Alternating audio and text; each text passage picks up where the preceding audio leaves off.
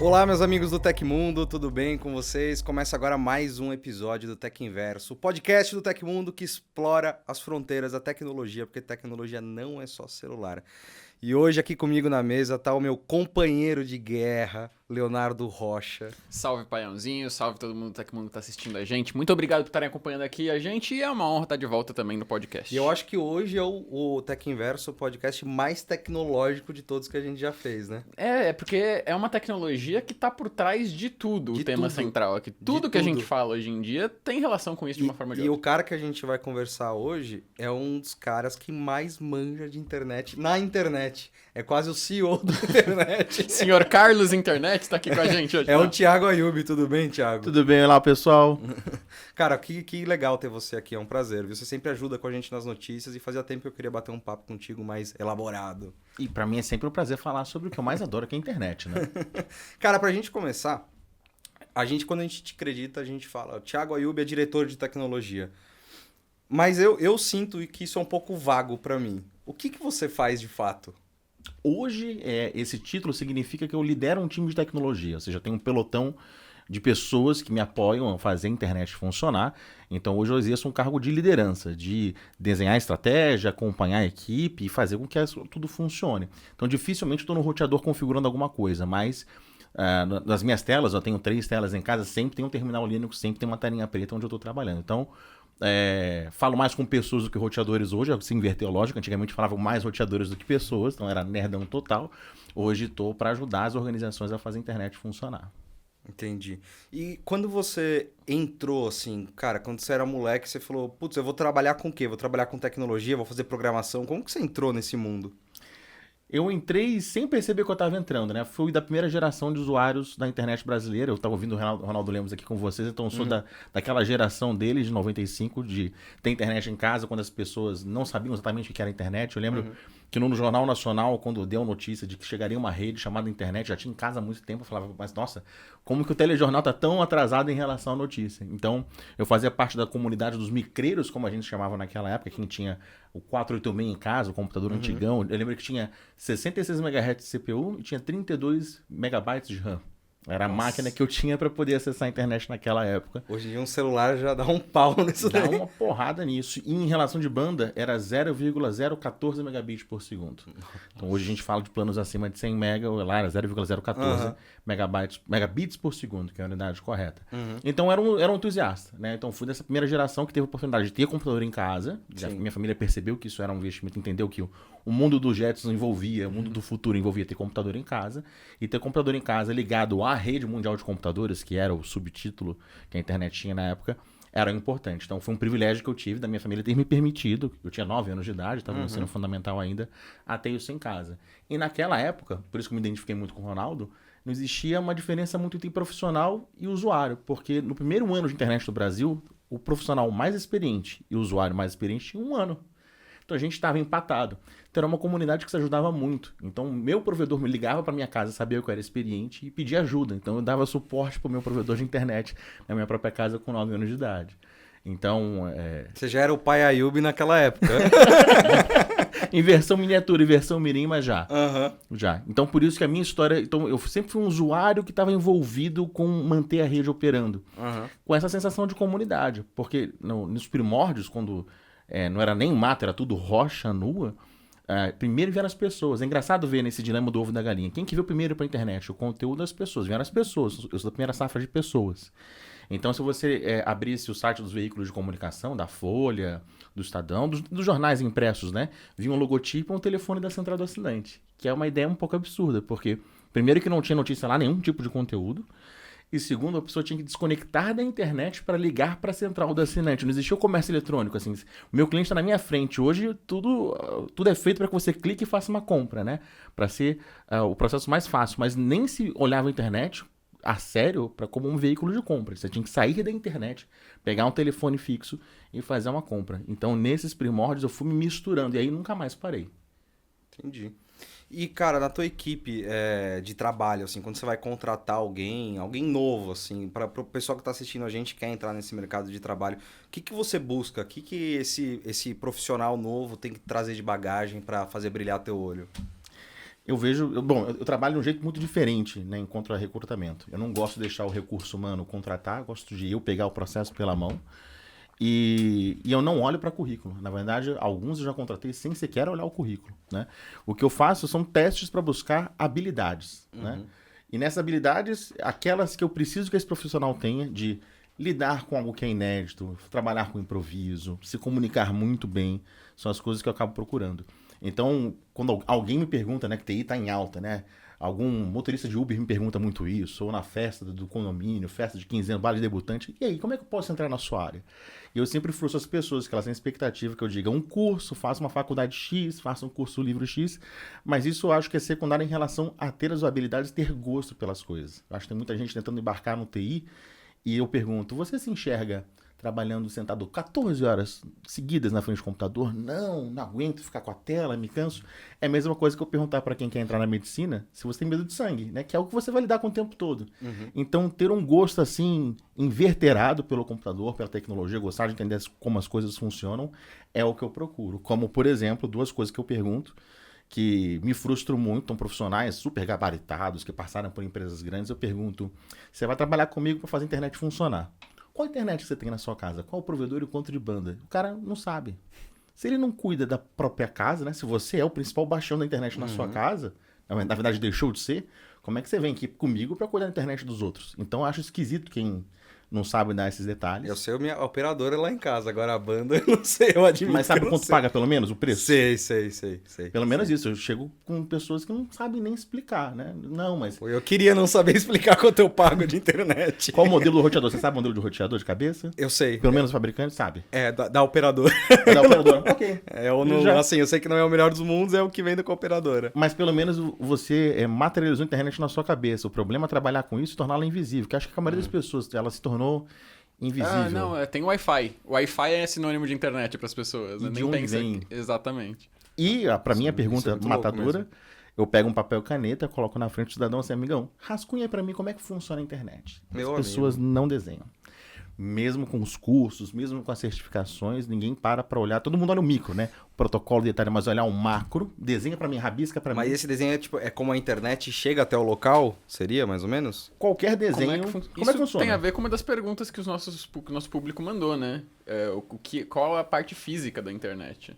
Parte física da internet? Então, qual que é a parte física da internet? E é uma baita parte física. A gente está aqui no estúdio de vocês, que tem uma conexão com a internet, possivelmente mais de uma, tem pelo menos um modem. Sim. E tem um cabo ligado a ele, é por cabo, certo? Certo. E aí, vamos supor que a gente vai acessar o site da prefeitura de Tóquio, que é um exemplo que eu gosto muito, que é pra gente pensar do outro lado do mundo.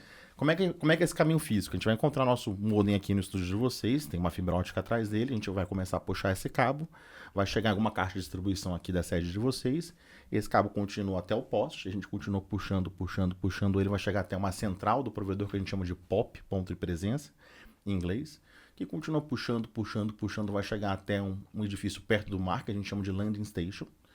E esse cabo continua puxando por dentro do mar, ele é enterrado nos primeiros quilômetros da praia, embaixo da areia, depois ele fica exposto no solo marinho. Ele vai de São Paulo, aqui no litoral de São Paulo, ou até a Flórida, ou até Nova York. Depois ele vai para a Europa, ele passa pelo Mediterrâneo, passa pelo Oriente Médio, até chegar no sudeste da Ásia, até chegar no Japão, até chegar em algum servidor dentro do data center da prefeitura de Tóquio. Então, quando você abre algum site do outro lado do mundo, tem fisicamente um cabo contínuo da sua casa até o outro lado do mundo. Então, por isso que eu digo que a internet é a maior obra da humanidade. Nada é maior do que a internet. Se você for pensar qualquer coisa, o sistema de redes elétricas, bom, tem locais que 110 e 220 não são contínuos, né? O sistema de rodovias, né? Você não tem, às vezes, pulando de um país para o outro, para o continente. Isso significa que quando eu acesso um site do Japão, eu estou recebendo informações em tempo real do Japão, que vem saindo de lá. Isso significa que a internet é extremamente rápida, né? É uma coisa assim, essa troca de informações, ela é de um piscar de olho você trocou do lado do mundo, né? Sim. E por isso que eu digo que a internet ela não é um lugar. As pessoas falam, até vocês vão me ouvir falar na internet, mas isso é um vício de linguagem. Porque nada fica nela mais que 0,3 segundo. A gente costuma medir em milissegundo, que é o tal do ping que os gamers gostam muito. Mas essa medida milissegundo, 1000 milissegundos equivale a 1 segundo. Então a gente consegue sair aqui do Brasil até o Japão em 300 milissegundos, o ping de 300, o que dá 0,3 segundo. Então a coisa que mais tempo fica na internet fica por 0,3 segundo, que é um piscar de olhos. E eu gosto de falar isso para as pessoas entenderem que se a internet não é um lugar... Não é que algum fenômeno acontece nela. Acontece ou na sua casa, ou com as pessoas, ou no data center. Existe um local físico, e a gente tem que pensar nesse local físico. Os crimes que acontecem na internet, não, pela internet. Existe um criminoso, existe um servidor que hospeda o site de phishing. Então, se a gente para de olhar na internet como se fosse um local, assim como um meio, tão quanto ar, acho que a gente, entendendo melhor como a internet funciona, começa a tomar decisões mais inteligentes sobre como utilizar ou como as leis deveriam funcionar em relação a elas. Então, a internet é um suspiro, 0,3 segundo, tudo sai dela. E foi com essa ideia que você resolveu abrir o teu canal do YouTube, lá atrás, que você resolveu... eles chamam, acho que como eu faço a internet funcionar, né? Alguma coisa assim. Esse era bordão, eu cumprimentava assim, vocês começam, né? Então. Tu faz o cabeça de todos os vídeos, eu falava, olá, meu chamo Ayub e eu faço a internet funcionar. Foi por causa dessas questões que você lidava, das pessoas te perguntando, você falou, elas precisam de um local para entender como que a internet funciona, de fato, né? Sim, e vou emoldurar no episódio. Era o momento que se discutiu o limite de franquia na banda larga fixa no Brasil. E aí eu, como do ramo, lia e ouvia cada abobrinha, né? O presidente da Anatel na época falou que os dias da internet ilimitada estão esgotados, estão com dias contados. Eu lembro disso. E tinha gente da área endossando esse tipo de discurso. Eu falei, opa, tempo, eu preciso entrar nesse debate, eu preciso ocupar um espaço e colocar meu crachá na mesa. Eu falei assim, olha, esse é meu nome, esse é meu rosto, eu trabalho fazendo a internet funcionar. Eu interligo os países, as cidades, os provedores, e não funciona assim como vocês estão explicando. E aí... como qualquer tipo de debate, fui desacreditado. Não, você não entende nada, você não sabe, mas fui aos pouquinhos ocupando algum espaço e felizmente virei alguma referência nisso. Legal. A gente tem um monte de pergunta que os nossos assinantes fizeram, que a gente fez um post lá na comunidade e tal, pedindo as perguntas, eles fizeram um monte. A gente vai deixar mais pro final do nosso papo pra gente passar todas essas perguntas. Então quem tá aqui assistindo, esperando, vai rolar esse ping-pong entre a gente com as perguntas que vocês deixaram. Eu furei a fila. Ele já furou a fila. Mas foi uma boa furada. Foi pertinente. Eu queria trocar uma ideia mais contigo agora, porque você... obviamente, atende clientes lá no seu trabalho e você deve ter passado por casos muito tensos, né? Porque assim, a gente sabe que o cybercrime no Brasil vem crescendo cada vez mais, não sei o que lá. Eu queria que você me falasse mais sobre os casos tensos, os casos que te chamaram a atenção, que você falou, isso aqui foi caso de DDoS, foi caso de ransomware, e falar um pouco mais, assim, desses casos. Olha, todo dia a dia, cada dia tem uma situação diferente. Então você falar o que aconteceu de curioso no teu dia a dia. Até se tudo é curioso, é difícil conseguir pensar. Mas falando... eu lembro de um caso que você me contou que mais pra frente a gente entra. Se você der um refresh, eu não consegui lembrar. Mas... Um de DDoS que você comentou de empresas que fazem ataques de DDoS em outras empresas para derrubar, enfim, e até envolvimento de criminosos, né? Nesse sentido, né? Que era um dos casos que você chegou a dar uma olhadinha ali, né? Não, mas isso pra mim é uma terça-feira de manhã chuvosa. Isso é apenas mais um dia. É apenas mais um dia sob o olhar sanguinário do vigia. Isso é o default. Mas é fácil contratar DDoS para derrubar... Hoje em dia é muito fácil. Antigamente exigia saber, ser um hacker de verdade, conhecer os meandros da internet. Hoje tudo é as a service, então isso é um serviço. Então mesmo quem não sabe... e nem precisa mais de Bitcoin. Tem empresas de fachada laranja que você passa o cartão de crédito internacional e contrata um ataque cibernético e você deixa esse alvo fora do ar. E aí, como é que isso pode acontecer à luz do dia? Como é que isso não é na Deep Web? Como é que isso é na superfície? É engenhoso o discurso deles. Eles vendem um ataque cibernético? Não, eles vendem um serviço de stress test. Será que o seu site de e-commerce vai sobreviver ao Black Friday? Simule aqui 1 milhão de acessos simultâneos. Só que ele não pergunta se o alvo é seu ou não. Então, no momento que você passa o cartão, você diz o alvo, todos os canhões disparam para ele, simulam uma enxurrada de acessos e esse alvo quase sempre fica fora do ar. Para quem não sabe o que é DDoS e está assistindo a gente, DDoS é como se fosse, e se eu estiver errado, me corrija, é como se fosse um engarrafamento. Tem o túnel e um monte de carro quer entrar ao mesmo tempo, aí é tanto carro que tudo trava. Só que isso seria solicitações de acesso, requisições de acesso. E o que são esses carros, no caso, né? São celulares, TVs, smartphone, smartphone já falei. Câmeras e de IP, qualquer dispositivo inteligente conectado que você tenha na sua casa, no seu bolso, na empresa. Sim. E cada vez mais, né? Casas conectadas. Acho que uma comparação rasa que pode ser... Se você já tentou comprar um ingresso em um site, o site caiu fora do ar de tanto acesso. De um show, de alguma coisa. Enem, ou de vestibular. Um ataque de DDoS é isso, só que programado criminosamente para derrubar um site. Desenhado para se criar um congestionamento artificial num local que não tem demanda de usuários. Os exemplos que você deu foram muito felizes porque a gente tem duas ondas que estão colidindo, né? Quanto mais dispositivos conectados nas casas com IoT, mais dispositivos vulneráveis estão ligados à internet. E a pessoa vai lá e compra uma caixinha de IPTV e não sabe que está dando uma porta de entrada para roubar, para controlar em todos os dispositivos. Muitas dessas caixinhas de IPTV pirata a gente já identificou como sendo origem de DDoS, mas mesmo dos fabricantes célebres, tem um dilema aí na indústria. Essa indústria que faz geladeira, televisão, ar-condicionado, linha branca principalmente, ele enxerga o cliente no ato único da compra. Depois que você saiu da loja com a sua televisão, com a sua lâmpada, ele não te enxerga mais como cliente. Só que esses dispositivos têm software dentro dele. E nenhum software tem uma data final. Né? Você nunca viu assim, esse software foi finalizado na versão 7.0. Não é uma obra acabada como uma ponte, né? Como um edifício. É um trabalho constante. Então, mesmo softwares, depois de muitos anos, se descobrem falhas do passado. Sim. Só que por que essas empresas que fazem lâmpadas ou câmeras IP estariam interessadas em ficar mantendo uma equipe de programadores de cibersegurança para, aquele nosso modelo de 5 anos atrás que a gente não vende mais, tem uma vulnerabilidade, vou ter que gastar uma grana para poder lançar uma correção. Então, a gente tem cultivado uma rede gigantesca de dispositivos vulneráveis, porque a indústria não se adaptou a essa nova realidade, a gente como consumidor também não tem cobrado isso deles. De cobrar a indústria pelas falhas de produtos que ela descontinuou, porque eles sempre têm essa mentalidade, mas eu não vendo mais. Sim. Mas uma lâmpada dura anos, uma lâmpada de LED inteligente dura muitos anos, uma geladeira ligada à internet vai durar anos. Então, esse risco aumenta. O IoT cresce exponencialmente esse risco desse ataque cibernético. E você não acha que, obviamente não estou falando contra o 5G, mas o 5G não ajuda com esse problema? Porque a gente sabe que o 5G ele vai aumentar a superfície de ataque, né? Sim. Muitos dispositivos que hoje tinham pouca banda, pouca velocidade para acessar a internet, vão ter mais velocidade para acessar a internet, e aí o poder de estrago deles aumenta.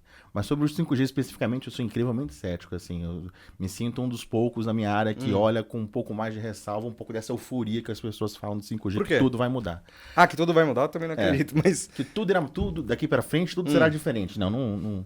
Tô musical hoje, né? Segura a situação. Será um lindo dia. Mas eu vejo que as pessoas estão com o 5G e com o metaverso sonhando muito, e legal é sonhar, mas eu vejo que os exemplos que a indústria dá sobre o 5G são exemplos absolutamente loucos, de telemedicina, telecirurgia especificamente. Eu quero saber quem vai ser um engenheiro de telecomunicações que vai ter coragem. Opera meu apêndice aqui via 5G. Nenhum vai ter coragem de fazer isso, né? Mas se a gente for olhar, fazer um exercício, o primeiro país que teve 5G foi a Coreia do Sul em 2019, né? Final de 2019. Estamos em 2022. O que mudou de tão drasticamente na vida do coreano? Como ele vai trabalhar, se ele relaciona com os produtos? Não mudou nada, não existe nada tão revolucionário. É uma enorme melhoria, muito bem-vinda. Só que de que tudo isso vai mudar, ou que eu ouço muito que a fibra ótica vai ficar obsoleta, isso é loucura. Essas novas antenas, agora é uma pergunta 100% leiga. Essas novas antenas do 5G que estão sendo implementadas, elas têm alguma relação com as antenas do SMS? Elas têm uma relação de que serão as mesmas, né? Ou seja, essas antenas do 5G também dão suporte à rede de SMS, só que tecnologicamente, em tamanho, porte, em quantidade, elas são diferentes. Então, o serviço SMS vai continuar sendo suportado pela rede 5G, então por isso vai mudar da torre grandona que a gente vê nas cidades no horizonte para várias antenas menorzinhas que vão estar basicamente a cada quarteirão, que também é uma ideia que quero ver isso acontecer. O discurso de a cada 300 metros terá uma antena distribuindo o sinal. Em países planos, lugares poucos densos, ok, mas uma cidade como São Paulo, Rio de Janeiro, nossas capitais, eu quero ver, vai ser bonito ver isso ser desenvolvido no Brasil. Eu te fiz essa pergunta porque a gente sabe que o SMS, quando a gente fala de segundo fator de autenticação de cibersegurança, Ele é muito bom você ativar, só que a gente sabe que já tem opções melhores, que o SMS ele tem muitas fragilidades de segurança. E as principais fragilidades de cibersegurança do SMS são decorrentes das antenas, que são falhas. Aí eu fiquei pensando se com as novas antenas do 5G essas falhas poderiam ser mitigadas de alguma maneira. Ou mitigadas ou aumentadas, talvez, seja o raciocínio. Pô, eu não tinha né? pensado nisso, eu tava sendo otimista. É verdade. Eu sou cético, eu acho que a gente pode olhar para o passado, olhar para os países que têm há mais tempo do que a gente, ver que as coisas não mudaram nem nesse sentido em relação à cibersegurança do SMS, e projetar para o futuro algo parecido com esses países. Então a gente está 2 ou 3 anos atrás neles, então o que vai acontecer primeiro neles do que na gente? Mas essa história de que vai mudar tudo radicalmente, de que todos os produtos vão estar ligados ao 5G, é o desejo dessa indústria. Sim. Eles querem que a gente abra mão do Wi-Fi, abra mão da banda larga fixa em casa, só que desejo deles. Acho que os consumidores vão ter que fazer as escolhas que mais atenderem. E eu acho que sempre... Você ia falar alguma coisa? Não. Eu acho que sempre esse caminho do ceticismo que você trouxe, eu também acho interessante. Quem passou essa ideia muito pra gente aqui foi o Ronaldo Lemos, quando ele falou do metaverso. Ele falou assim, cara, o metaverso não é um espaço físico. Todo mundo vende como um espaço físico e mostra.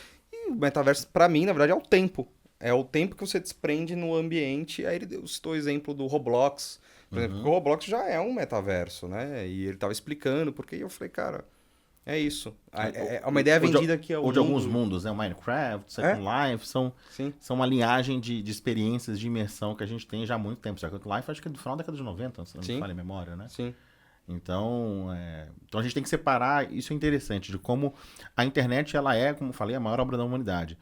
Mas a gente confunde muito com as empresas, né? Tem um efeito de catacrese muito forte, né? Ninguém fala esponja de aço, todo mundo fala uma marca específica, né? Então, muita gente confunde. Eu vi uma pesquisa que 70% das pessoas não sabem diferenciar o Facebook da internet. E isso, pra mim, me corta o coração, né? Tem aquela coisa da fada que tem que bater palma para ela viver na peça infantil. Eu quero morrer quando eu ouço uma coisa como essa. Você não lembra quando teve aquela queda brutal do Facebook, se não me engano, ano passado ou retrasado, e as pessoas achavam que elas estavam sem internet. Sem internet. Sim, eu tenho uma tia-avó que só acessava o Facebook. Ela achava que a internet era o Facebook mesmo. Talvez recaia muito na inclusão digital isso, né, também. Talvez, eu não diria nem na inclusão, eu diria no alfabetismo digital. Isso, da gente letrar as pessoas entenderem a ferramenta que elas estão usando e como utilizar melhor.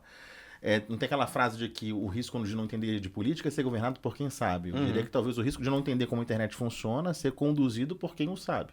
Sim. Então, por isso que eu levanto a bandeira de falar como a internet funciona para instruir as pessoas sobre como melhor utilizar essa rede que é maravilhosa e não deixar ela morrer. Volta e meia ela sofre alguns abalos, como sofreu com a Lei Azeredo, ou com Sopa, Pipa, vários movimentos em países, alguns democráticos, alguns nem tanto, para ameaçar essa grande obra que é o grande poder que todo cidadão tem. E como a gente muda essa questão da educação, assim? Será que a gente precisava rever o plano escolar? Você acredita nisso? Porque eu já falei isso em vários podcasts aqui. Eu advogo pelo ensino de cibersegurança nas escolas. Você acha que também no plano escolar tinha que ter algo nesse sentido? Certamente, certamente. E aí, que envolve também a gente repensar a escola, né? De pensar de como o local onde a gente pega os recém-ingressos na sociedade, o que a gente explica para eles, prepara eles para poder entrar melhor no mundo. O que hoje não é visto assim, hoje é visto como uma preparação a uma carreira acadêmica, é muito voltada para diploma, para título e possivelmente para emprego, e não de preparar as pessoas.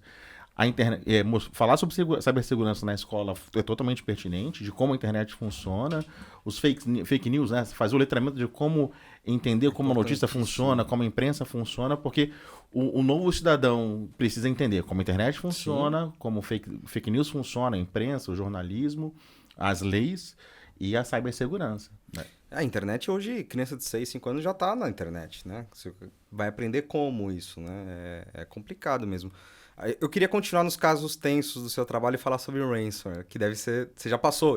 Você já vivenciou um incidente de ransomware? Eu não cheguei a vivenciar. Deixa eu me lembrar se alguma organização que eu lidei, não. Porque a minha jurisdição é um passo anterior do ransomware, né? De como conectar as empresas. O que acontece dentro das empresas costuma ter um outro profissional. Eu, pessoalmente, não. Mas dos fatos curiosos, eu lembrei de 2 que você falou. Quando você me citou, foi os primeiros 2 que apareceram. Um que mostra muito como é que o atrito entre o tipo de profissional que eu sou e a polícia, né? Volta e meia, a gente recebe ofícios da polícia.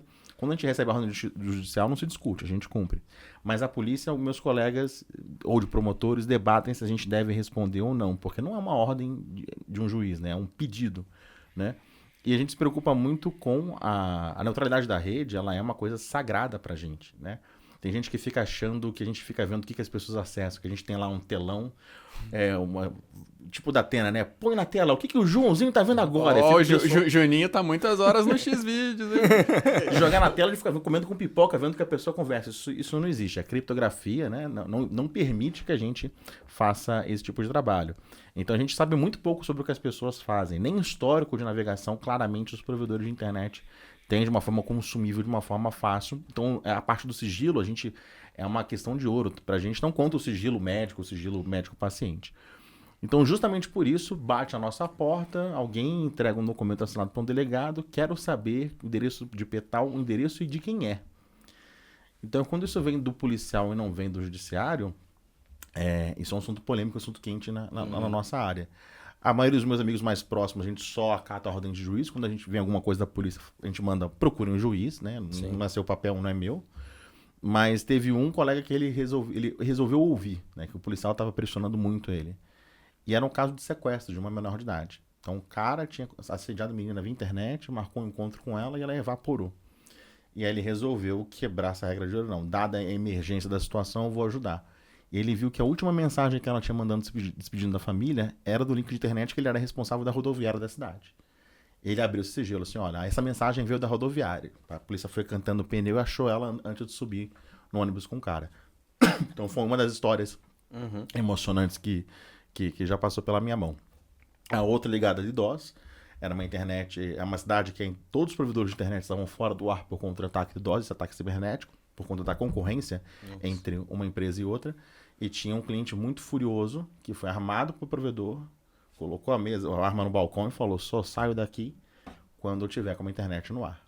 Então esses profissionais de internet que têm um carro com a escada no teto, são muitas vezes assediados pelas pessoas, ameaçados pelas pessoas, por conta da internet. Porque as pessoas ficam sem luz em casa, elas usam a bateria de celular, ou vão para outro local, ficam sem água por causa da caixa d'água segura, mas sem internet as pessoas ficam furiosas. Elas realmente mudam, se transformam do que elas são. Se acabar a água em casa, eu aguento 1 dia, 2 dias, agora se acabar a internet... Chega a ser engraçado, que outro dia eu tava na sala de espera no hospital e eu vi essa cena num garotinho. Era o garotinho, a mãe acho que tava esperando pra ser consultado, o garoto tava lá assim, não tem internet. Não tem internet. Repetindo. Mãe, não tem internet, mãe. Não tem internet. Ela, calma, filho, a gente vai ser atendido e já sai da sala de espera, vai melhorar o sinal. Desesperado. É assim mesmo. Você falou que você estava envolvido... Falou de polêmica. Aí me veio na cabeça que você é um cara que tá sempre envolvido em polêmica na internet também. Toda polêmica que dá, o Ayub tá lá. E eu vou abordar agora alguns pontos. Eu vou relembrar que a gente se conheceu numa polêmica, né? Em 2016... Eu sou péssimo com ano. 2016 ou 2018? A confirmar. Não, acho mais antigo que 2018. Acho que 2016. Então vamos jogar 2016. 2016 teve o vazamento do Banco Inter. Vazaram os dados dos clientes do Banco Inter. E a gente noticiou isso. De primeira mão, que eu lembro. E aí a gente deu essa exclusiva. E aí começou um burburinho na internet. Porque banco é uma instituição que, cara... quase impossível de acontecer alguma coisa. Os caras têm os melhores profissionais, os melhores sistemas, enfim. E os bancos digitais, assim como marca de celular, tem fanboy, né? Sim, então. E foi exatamente... Fanboy de banco, fanboy de pelo banco. Amor de Deus, Mas gente, foi... tome tento. Você que tá aí que é fanboy de banco... Olha. Mas por causa disso, eu quase ignorei o Ayub. Porque o que aconteceu? A gente fez a publicação e um monte de gente começou, não aconteceu nada. E o banco assumiu essa postura publicamente. Não aconteceu nada. E a gente com as provas, com absolutamente tudo. E o banco seguiu com essa. Aí o Ayub entrou em contato, começou a postar que ele queria checar os dados ou queria fazer por uma rede social que eu podia usar, né? Que nós vamos chegar lá, uma rede social que ele podia usar e não pode mais. Para fazer um grupo de pessoas para analisar esse vazamento, para poder verificar se o vazamento era real ou não. Eu pensei, não, tá maluco, eu já verifiquei, eu já apurei, não sei o que, não sei o que lá. Aí ele fez um documento. Eu fiz uma espécie de edital. Ele fez um edital, como validar esse vazamento, pra gente montar uma war room na redação, pra eles virem, não sei o que, pra tudo ser validado. Eu falei... quando eu li o documento, eu falei, não, o cara realmente entende de alguma coisa. Aí eu falei pra ele... Mandei privado, falei, pô, Ayub, cara, é o seguinte, o bagulho é real mesmo, tal. E começamos a conversar aqui, ali.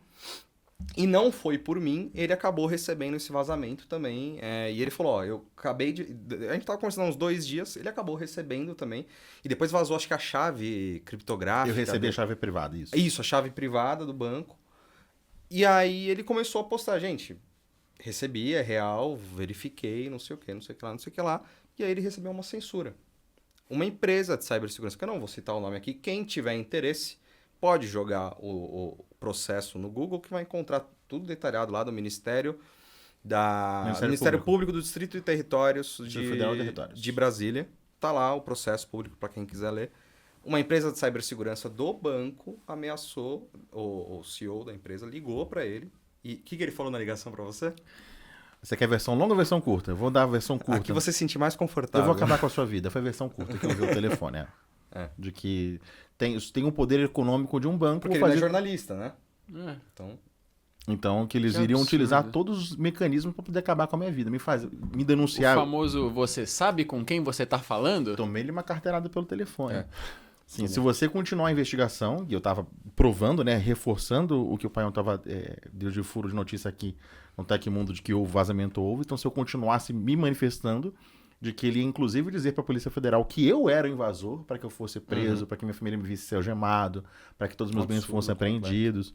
Então, além de ser absurdo, é uma ação idiota, né? Para qualquer organização que passou por isso, tem algum especialista, algum entusiasta falando que você é uma vulnerabilidade, você não atira no mensageiro. Se ele fosse extremamente mais inteligente, ele poderia me convidar, vem aqui na nossa sede, vou te mostrar que está resolvido, e pegar a minha marca, pegar meu rosto e assinar embaixo ao pessoal, fiquem tranquilos. E você até publicaria, pô, pessoal, os caras me levaram lá, eles estão corrigindo e não sei o que. Me levava pra fazer um tour, me pagava um voo, um cafezinho, tava tudo certo. Que aí ele poderia colar na minha imagem de fiscal da situação, de que o problema foi resolvido, mas ele resolveu ao contrário, a escalar o conflito. Mas como é que eu vou parar nessas histórias? Existe eu estava pensando como te responder isso, mas de cabeça que eu posso dizer é o seguinte, tem gente que procura paz de espírito. Acho que o meu espírito é meio esquisito. Porque ele se incomoda com injustiça, se incomoda com coisa errada. E quando eu vejo algo muito errado, envolvendo a internet, é paixão da minha vida. Eu vou lá e mergulho. E aí, nesse debate, a partir da tua publicação, tinham 2 problemas. Ou o Tecmundo, como veículo, estava ou sendo enganado ou enganando alguém, mas suponho que sendo enganado, você recebe muito material, né? Que deve ter de press release, né? De fabricante querendo... E de vazamento falso. Muito, muito. Então vocês estavam sendo ou vítimas ou algozes de alguma coisa, mas como as versões eram conflitantes, o banco falava o tempo todo de que rechaçava, inclusive ameaçava quem... O banco chegou a ameaçar e dava retweet. E citava nominalmente o veículo. E o próprio banco escrevia no Twitter, nós dissemos para o jornalista que era falso e não sei o quê. Assim, uma atitude completamente que a gente vê hoje, né, na internet, o tipo de briga, né? Mas foi um período bem complicado mesmo. O trabalho do Ayub ajudou muito a dar esse up. Assim, quando eles entraram em contato com você, eu falei, pronto, né? Pronto, é batata, então. Batata. E o resultado é esse, eles pagaram R$1,5 milhão para o Ministério Público, tiveram que admitir, com o pagamento, com a multa que tomaram, R$1,5 milhão para o banco. Não é nada, né? Mas, enfim, a gente viu algo ser feito, né? Como resultado de tudo isso. E fica a mácula, que eu acho que talvez, de como lidar com quem é o white hacker, né? Quem está tentando resolver o problema, a forma como eles lidaram um case negativo. Eu vejo o pessoal falar em eventos que sempre citam o meu caso como algo negativo. Não foi nesse aí que você foi ameaçado de morte, não, né? Não, foi ameaçado de morte depois, com a questão do Anonymous. Não, foi o Anonymous Bolsonaro, quando eles brigaram. Ele tem uma paz de espírito também esquisita, percebeu? Seu espírito tem um conceito de paz um pouco diferente. Cara, um cara na internet, um perfil que era pró-Bolsonaro, falou que eu era o líder dos Anonymous na internet. Na internet, não sei o que, começou a jogar e, cara, começou a vir de ameaça. Aí chegou um dia a foto do cara na minha rua. Paiãozinho fez 1 mês de home office muito antes de ser moda. Exatamente. E aí, o que eu ia falar que eu esqueci? Tava falando dos ataques. Dos vazamentos. Do banco. Então, aí o banco fez o pagamento e essa história meio que foi resolvida, né? Aí depois a gente caiu na questão, a outra polêmica da urna eletrônica, né? Foi a outra questão que a gente se envolveu. Estava o meu espírito calmo demais, acho que do Paião também. Não, vamos arrumar pra cabeça. Ah, peraí, eu lembrei o que eu ia falar. Olha só. Nessa época do banco, chegaram a me falar assim, mas será que não foi o invasor do Inter? Não era alguém do Itaú, não era alguém de outro banco que invadiu e te mandou? E não sei o que. Eu falei, cara... Tinha um IPO na semana do banco, né? Então, não, foi no dia... momento era muito... A reportagem entrou, acho que no dia ou no dia seguinte da abertura do IPO. E aí a questão pra mim não é essa. A questão tava na internet. A vulnerabilidade existe, o vazamento e já existe, vazou. os clientes estão sendo afetados, assim. Eu acho que pra quem não lembra, pra quem não acompanhou, tanto você como eu recebemos as senhas dos cartões de débito, os nomes, endereço completo, foto do cheque com a assinatura. Sim. E no meu caso que eu recebi desse invasor, algo que o pai não recebeu, eu recebi, sabe o cadeado verde do HTTPS? Eu recebi a chave do cadeado. Quando eu avisei, eu tava com a chave criptográfica de um banco. Eu poderia ter feito qualquer coisa para conseguir dinheiro, mas o meu espírito, que é, sei lá, sadomasoquista, falou, pessoal, numa rede social que eu não posso usar mais, eu tenho a chave criptográfica do banco. Naturalmente, as pessoas me desafiaram, prova. Eu pedi, então como é que eu posso provar? Pegue esse tweet e assine com a chave do banco. Eu fiz, então eu assinei publicamente, como se fosse o banco, um documento público, e com a mesma criptografia do HTTPS, né, que era o do site dos clientes. E aí quem é da área conseguiu entender a gravidade do problema. Né? E tanto que o pessoal, depois de tudo isso, o próprio pessoal da comunidade estava duvidando também, da própria comunidade de cibersegurança. E eu entendo, por um lado, porque naquela época a cobertura do Tecmundo sobre cibersegurança era nova também. A gente só tinha noticiado um caso da Netshoes que foi parar na SEC dos Estados Unidos, que eles também estavam negando e só admitiram quando caiu lá. Aí depois veio essa reportagem do Banco Inter. E aí eles estavam também meio assim. Só depois que veio essa questão da chave criptográfica que acho que o assunto começou a ficar mais entendido. Tanto que no ano seguinte teve aquele evento de cibersegurança, o H2HC, alguma coisa assim, não lembro direitinho. E eles elegeram esse caso como o melhor Pwned de 2018, 2016, alguma coisa assim. Enfim. E aí chegamos à urna eletrônica. Urna eletrônica. A gente recebeu o relato, né, e as provas de uma passeada que um cara deu ali no sistema do TSE. Não no sistema da urna. Deixando bem claro, sistema dos computadores do TSE, não exatamente. da urna eletrônica. Só que não tava muito legal, né, Elbi? Não tava. Não tava muito legal a segurança do pessoal. Nem um pouco, né? Você lembra de cabeça mais ou menos o que você chegou a olhar no inquérito? Eu lembro, um inquérito chegou para mim de madrugada, tocou o telefone, meu telefone toca por motivos esquisitos também, para atrapalhar minha paz de espírito. E aí, leia esse PDF, que a voz dizia. Quando eu li o PDF, era o inquérito, e conseguiu minha atenção, né? Então, peguei o notebook, coloquei no colo na cama e comecei a ler. Cara, era um filme de terror do que eu lia. Então, que aí me dei conta, como brasileiro, do que os principais os erros mais crassos de TI foram cometidos pelo TI do TSE. Senha 123. Senhas fáceis, senhas dedutíveis, pessoas que deveriam ter o login desativado porque foram para outro órgão e continuou ativado e aí foi utilizado esse login. Uma ausência de isolamento de firewall, ou seja, tinham servidores que não deveriam falar com outros servidores que eram sensíveis, né? Uma das invasões começou com um servidor de telefonia, esse aqui. Olá, você ligou para o tribunal, disse que para esse servidor não deveria ter contato com o banco de dados do sistema da urna, mas tinha. Então o invasor acessou o sistema de telefonia e depois acessou outros sistemas mais sensíveis. Então é como se fosse, você passou da primeira portaria, todas as portas abertas, sem chave.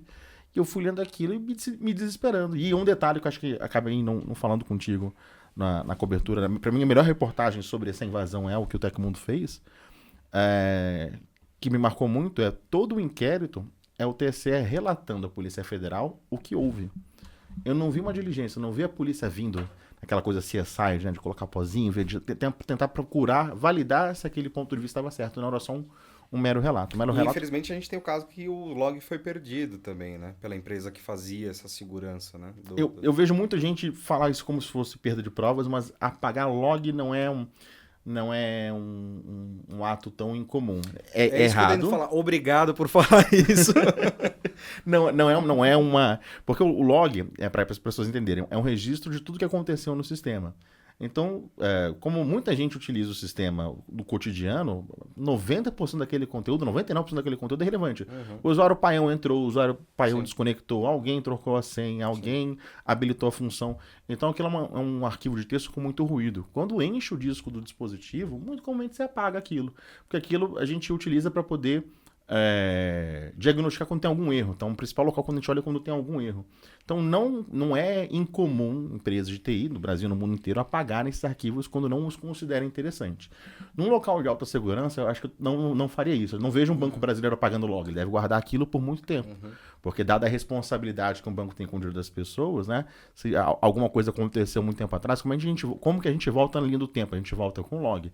Então, é comum no TI de uma escola de inglês, no TI de um pequeno comércio, mas no TI do Tribunal Superior Eleitoral não deveria ser uma prática comum. Será que apagada. não faltou aquela parada Zero Trust em tudo? Os caras talvez ficaram só na urna e esqueceram a casinha lá atrás, não rolou um Zero Trust em tudo. Na verdade, faltou tudo, ou seja, rolou nada, porque se até login e senha fácil tinha... Se não tinha um segundo, faltou autenticação, que é uma coisa que, para mim, é básico. Todo mundo que tem conta corrente em bancos brasileiros é obrigado a ter a senha da sua conta e um segundo faltou de autenticação. Um sistema daquela importância não tinha nada nesse sentido, né? Funcionários de empresas privadas, grandes empresas, de construtora, às vezes tem que ter uma chavezinha para digitar um código, reclama pra caramba com o pessoal do TI. Ou seja, o mínimo de segurança da informação não estava sendo praticado lá. Então eles foram pegos com calça curta. E aí isso me incomoda muito, ou seja, se a gestão do TI geral é assim, o que mais a gente não conhece, o que mais não aconteceu. E como abordar esse assunto tão delicado em meio a tanta fake news e tanta descredibilização sobre a urna eletrônica? Não que talvez ela esteja no modelo perfeito atual, a gente acredita que talvez dá sempre para melhorar qualquer sistema, né? Mas como lidar com isso, né, cara? É muito difícil.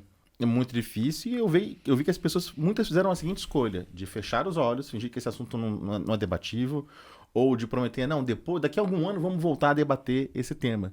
E eu vou na contramão, meu espírito, né? Porque já nesse ano que a gente está, esse debate era quente, havia um candidato que diria que não iria reconhecer o resultado das eleições, e se já está em risco de falar assim, eu não confio nesse processo eletrônico, parecido com a discussão do Banco Inter. Como é que eu refuto uma alegação como essa? Com investigação, com transparência. Da mesma forma como validar o vazamento do Banco Inter, eu propus uma cerimônia de transparência, de que as vítimas poderiam validar se houve ou não, aquilo que o Tecmundo estava noticiando. O que eu pedi publicamente para o TSE, me manifestei publicamente, se existe um grupo político que está dizendo que não reconhecerá o resultado das urnas ou que diz que elas são frágeis, vamos colocar transparência, vamos aumentar a auditoria, né? Não é fingir que nada está acontecendo, não, ou adiar, né? No futuro, nós vamos dar mais transparência, não tem que ser para agora. E aí eu vou dar um puxão de orelha na imprensa, que sempre foi muito boa, assim, a cobertura do Banco Inter para mim foi muito importante. O que aconteceu comigo, vários veículos noticiaram, mas essa questão da urna eu senti que a imprensa se acovardou, eu diria que seria a palavra. Eu vou te falar que, assim, a gente deu esse furo em 2018. Esse assunto é de 2018, do final de 2018. Ele só ressurgiu agora. Agora, na época ninguém deu bola. Como se fosse um pouco importante. Se eu não me engano, 1 ou 2 veículos de tecnologia também replicaram o nosso furo e parou por aí. Só voltou depois porque pegaram essa reportagem, né? Ou o pessoal da turma do atual presidente pegou essa reportagem para tentar tirar crédito da urna. Né? Eles deram uma distorcidinha, uma leve distorcida ali na questão. Pintaram um quadro com tintas mais fortes. Né? Então. E aí isso deu... Aí a imprensa falou, opa, rolou isso aqui, não sei o que, não sei o que lá. Isso é de 2018, cara. Muito antigo desse calor, dessa temperatura toda do debate. Exatamente. E sobre urna eletrônica, você falou que você acredita que precisa de mais auditoria. O que você pensa sobre o voto impresso? Eu acho uma alternativa bastante interessante para dirimir essas dúvidas todas. Eu acho que ela não deve ser o próximo passo. Eu acho que o TSE começou nesse ano a fazer algumas das melhorias que a comunidade técnico-científica vinha pedindo. E se puder explicar o que é voto impresso, não é trocar o eletrônico. Justo. Nossa, a gente está falando tanto de crendice, vamos de ideias. Vamos voltar pro papel na caixinha? É isso? Muita gente pensa que é isso, mas não. Então vamos definir o que é. O que alguns acadêmicos brasileiros propuseram em termos de modelo. Seria a urna exatamente como a gente conhece hoje, mas ao lado dela teria uma impressora. E essa impressora, na verdade já existe uma impressora na urna, né? Ela imprime o tal do boletim de urna. Só que seria uma segunda impressora em que apareceria numa tela de acrílico o voto que você digitou. Então você digita seu candidato da sua preferência, vai aparecer na tela e aparecer no papel nessa impressora. Você não consegue tirar esse cupom, você não consegue arrancar ele. E se você estiver satisfeito que a tela e o impresso têm o mesmo voto, você clica em confirma, esse papel vai ser picotado e cair numa cesta, numa lona lacrada, ou seja, ninguém leva papel para casa, você não encosta, inclusive, na celulose do papel. Se você mudou de ideia nesse meio tempo, ou porventura houve algum defeito qualquer, ou até uma fraude, tentativa de fraude, e apareceu um voto na tela, mas na impressora está um outro candidato, existe o botão de anular, esse papel vai ser marcado com uma tinta indelével e ainda assim ele vai para o cesto. Ele fica registrado, ele não é destruído por completo. Ele vai ficar registrado que alguém mudou de ideia, basicamente. Então, se houver qualquer tipo de fraude no processo, ou se alguém duvidar do processo, é possível pegar essas sacolas com esses papéis e esses cupons e, por amostragem, não é um a um, verificar se o número do voto eletrônico corresponde aos comprovantes impressos. Então, seria uma forma, assim, impecável, assim, o máximo de segurança, cibersegurança, para poder validar isso. A gente está acostumado com essas duas validações. Quando você passa um cartão de crédito ou de débito, a pessoa pergunta, você quer um cupom? Né? Então, máquinas de notas fiscais, a gente está cercado com essa validação, que é justamente para que o sistema eletrônico seja comparado com o sistema em papel.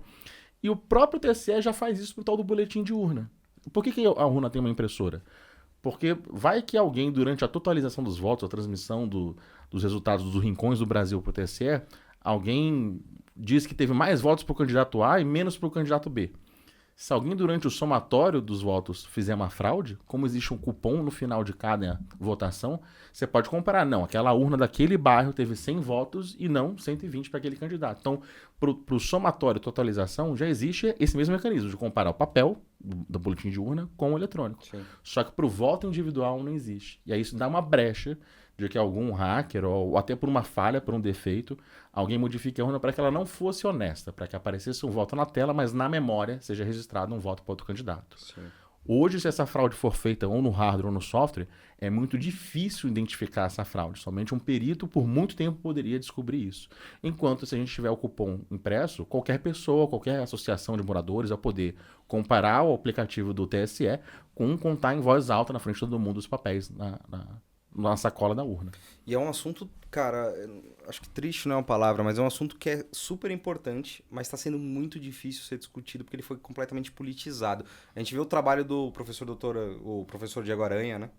O Diego Aranha, ele fez um trabalho incrível sobre isso, ele advoga por isso também, mas o cara não ele teve que se posicionar e parar de falar sobre isso porque estava sendo politizado o assunto. E também porque tornaram a vida dele um inferno, né? De assédio, de perseguição. E por causa disso você foi banido do Twitter. Eu ia falar justamente isso. Toda essa polêmica te causou um outro problema, né? Outro problema. Eu fui banido do... O que é Twitter mesmo? Twitter. E eles te baniram porque eu lembro a época que você foi banido, que não faz muito tempo. Foi na antivéspera do primeiro turno. E você não falou absolutamente nada passível de banimento. Você estava comentando exatamente isso que a gente está comentando aqui. Exatamente. Ter mais auditoria seria melhor. Ponto. Só isso. Ter mais auditoria tornaria... Não significa que ela é insegura, mas ter mais auditoria tornaria ela um instrumento ainda mais seguro do que ela já é. Exato. E que é uma opinião que não fragiliza absolutamente nada e que não faz o menor sentido você ter sido banido por conta disso. Mas ainda assim fui. E aí, o que é interessante, me chama a atenção não é que o assunto é proibido ser discutido nessa rede social. É a minha opinião que é proibida. Porque haviam outras pessoas no debate repetindo aquilo que elas viam na imprensa mainstream. O Aranha ele escreve sobre isso às vezes no Twitter, né? Ele fala raramente sobre isso. Ele fala, mas ele é mais comedido, eu diria, do que eu fui, talvez, né? Entendi. Mandei mais mensagens e me engajei com mais pessoas, que talvez ele se pronuncia no perfil dele.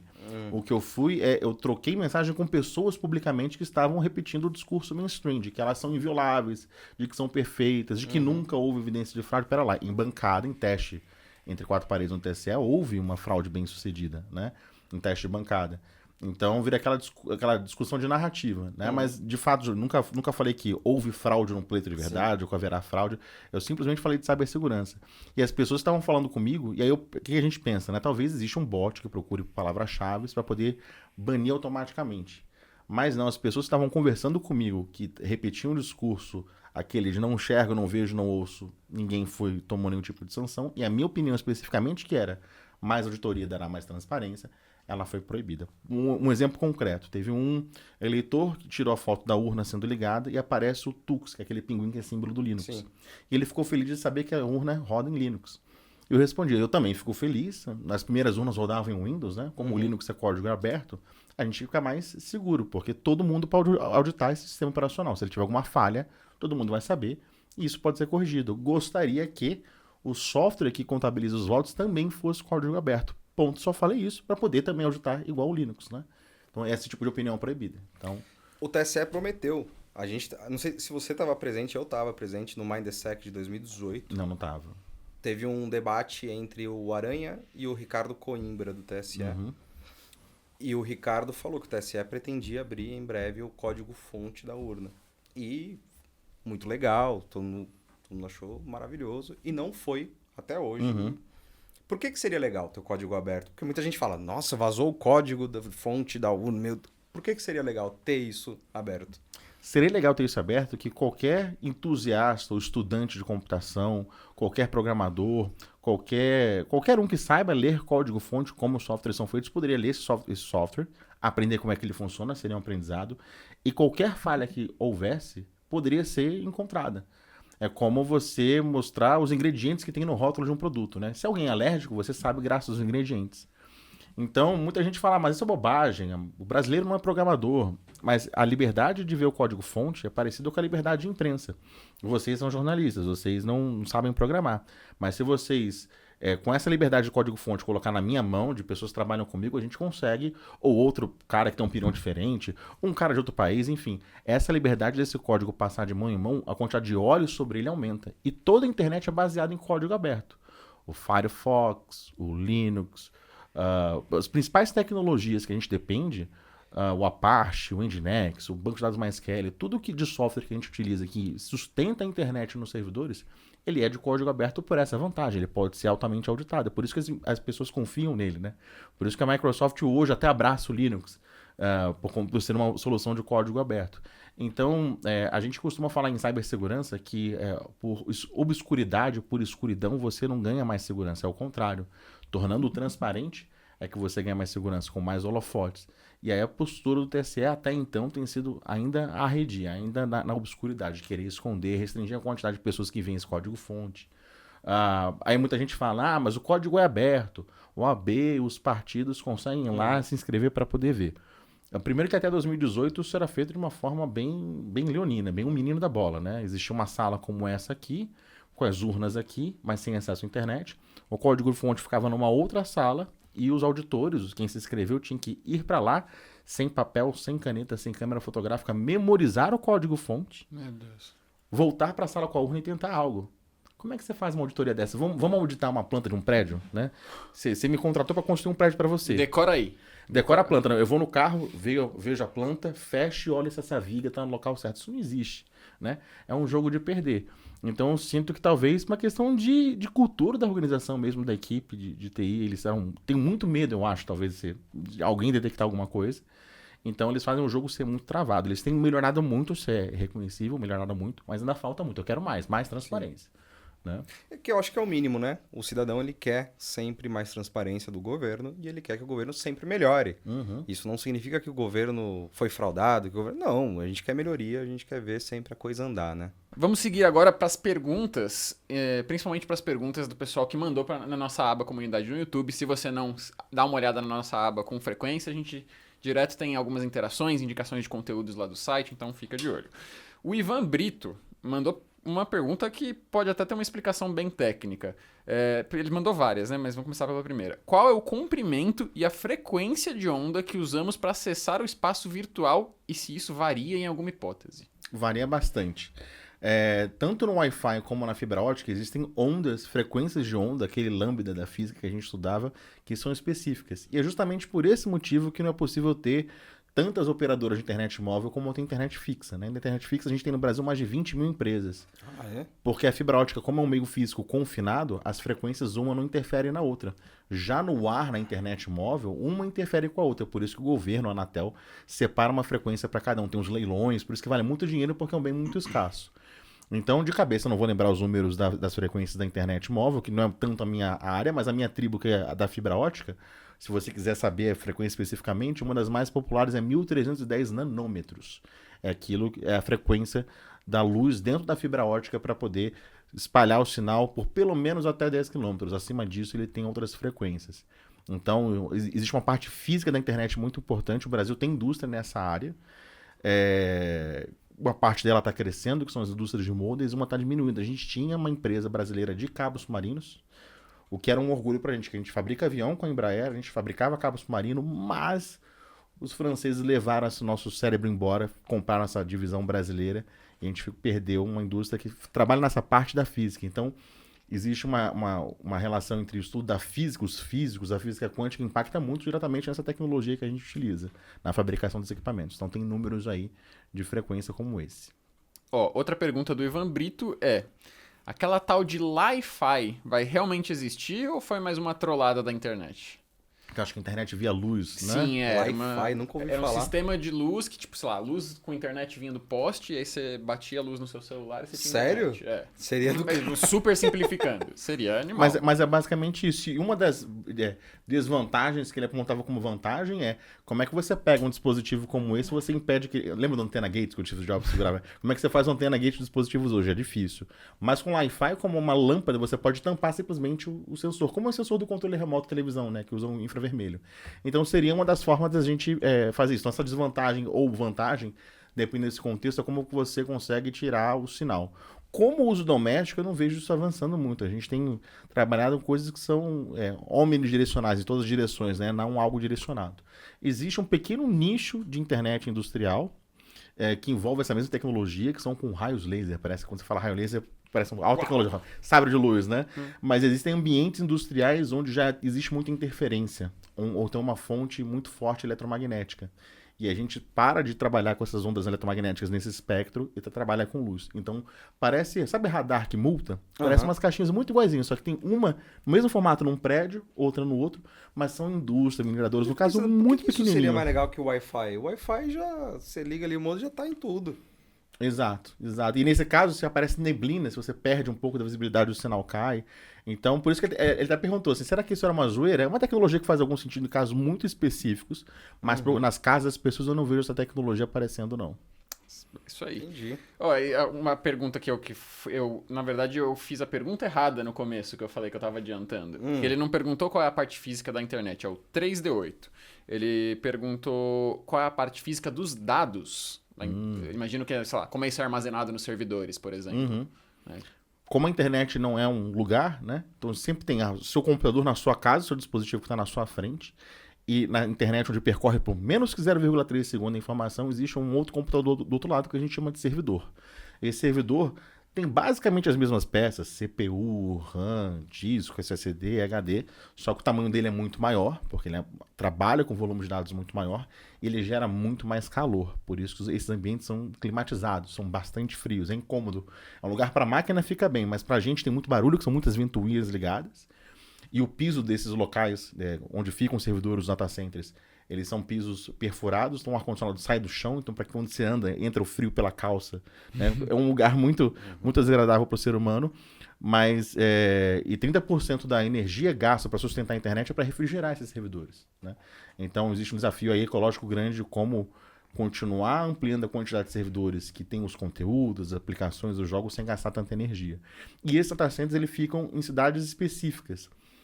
Eles não ficam nos grandes centros urbanos, que a gente imagina, onde tem mais pessoa, deve ter mais servidores, mas como o espaço que ele ocupa em imóvel é muito grande, ele fica geralmente nas regiões periféricas, nas regiões rurais.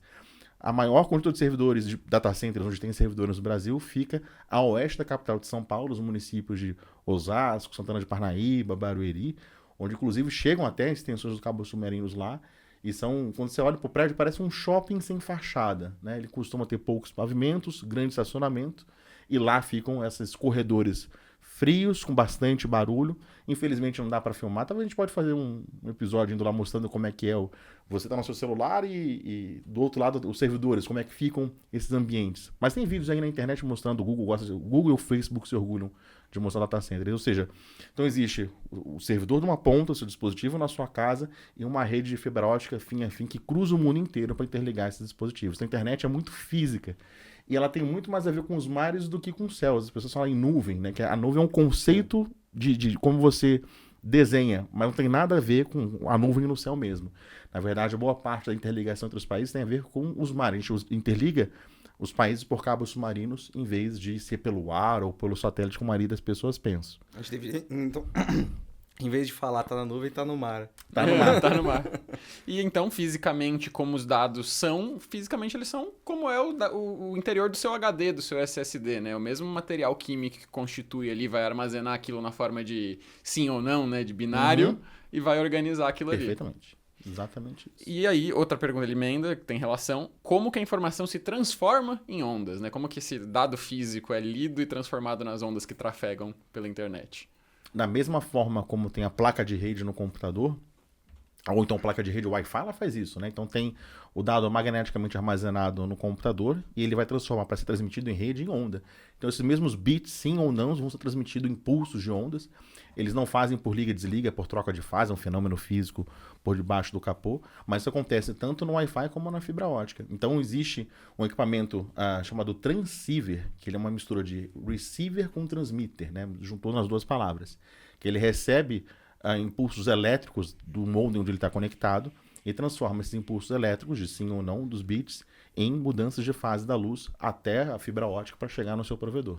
Então tem uma mágica aí, tem um efeito físico muito interessante envolvido nisso. É maravilhoso, né? Eu tive uma sensação parecida de surpresa quando ensinaram na época do cursinho como é que funciona a geração de eletricidade, né? Que tem um ímã parado no meio e um outro ímã redondo que fica dando volta. E isso gera uma mudança no campo que faz os elétrons se mexerem. É uma coisa muito doida.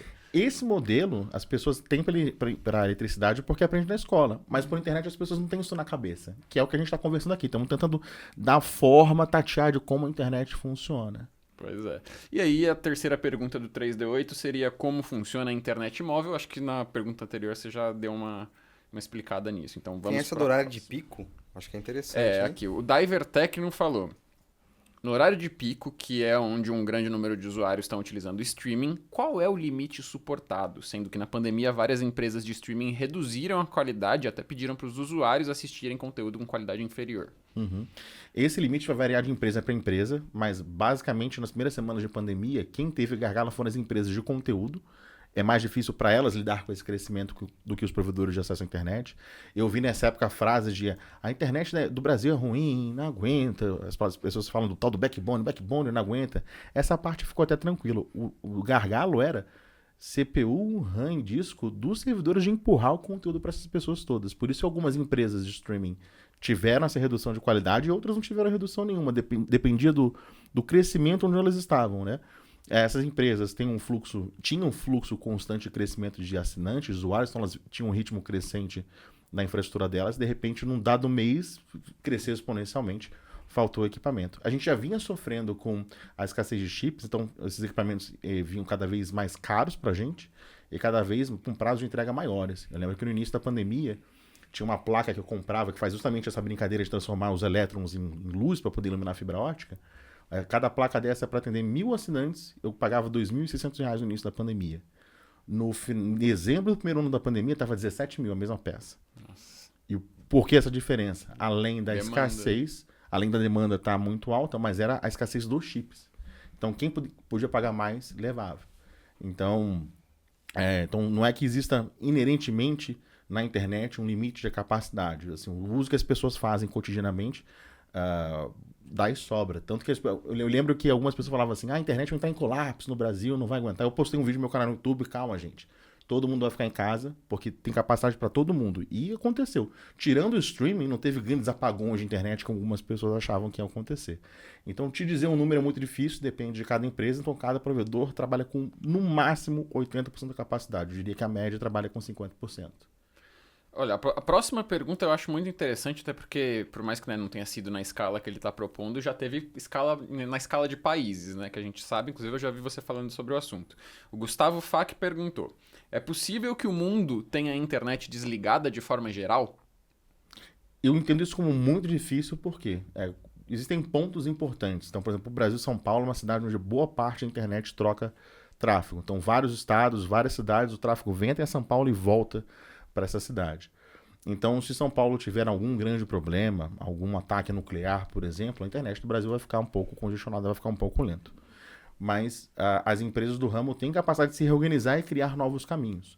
Então, eu vejo muito mais uma ameaça de governos, de impedir que pessoas como eu saiam de casa para trabalhar ou me colocar uma arma na cabeça e falar assim, olha, vai desligando tudo, como acontece em alguns países, do que por algum tipo de desastre natural ou uma tempestade solar. Pessoas falam muito de tempestade solar, né? Uhum. Mas a tempestade solar eu acho que afeta o dispositivo, mais do que a internet propriamente dita, né? De todos os eletrônicos estarem com algum tipo de problema. Então não existe um botão geral internacional da internet. A internet é a coisa mais coletiva e distribuída que existe no mundo. Mas tem alguns pontos sensíveis. Um que eu acho que talvez as pessoas não conheçam todos os domínios e todos os endereços IP são distribuídos por uma organização chamada ICANN, que hoje ela tem uma natureza jurídica de ONG, que fica na Califórnia. Antigamente era um departamento do governo americano, por isso que as pessoas falavam, o governo americano pode desligar a internet. De um certo modo ele poderia atrapalhar muito, que todos os endereços .com.br, tudo que a gente está acostumado teria que mudar de nome, mas continuaria funcionando. A gente teria que ter algum tipo de reorganização, mas não ficaria fora do ar, daria muito trabalho. Então, o governo americano transferiu esse tipo de poder para uma ONG que não interessa o governo ter esse tipo de controle. Então, existe uma certa vulnerabilidade jurídica, porque pode ser que um juiz do estado da Califórnia possa, já que o CNPJ dessa organização na Califórnia, mandar essa organização desativar algum domínio, desativar algum endereço IP. Isso vai atrapalhar, mas não impede. A gente pode, inclusive, fazer uma internet paralela. Tanto a China como a Rússia flertam com essa possibilidade de cortar esse laço com essa organização que fica na Califórnia, que é muito bem gerida. Tem colegas meus que trabalham nessa organização. Então, é o setor privado que se autorregula nesse sentido. Então, fisicamente, não tem como desligar. Mas os aplicativos e como eles funcionam vai dar muito trabalho se alguém interferir nessa parte. Bacana. Ó, a próxima pergunta é do... Desculpa aí se eu pronunciei seu nome errado. É Tirael Zungraek.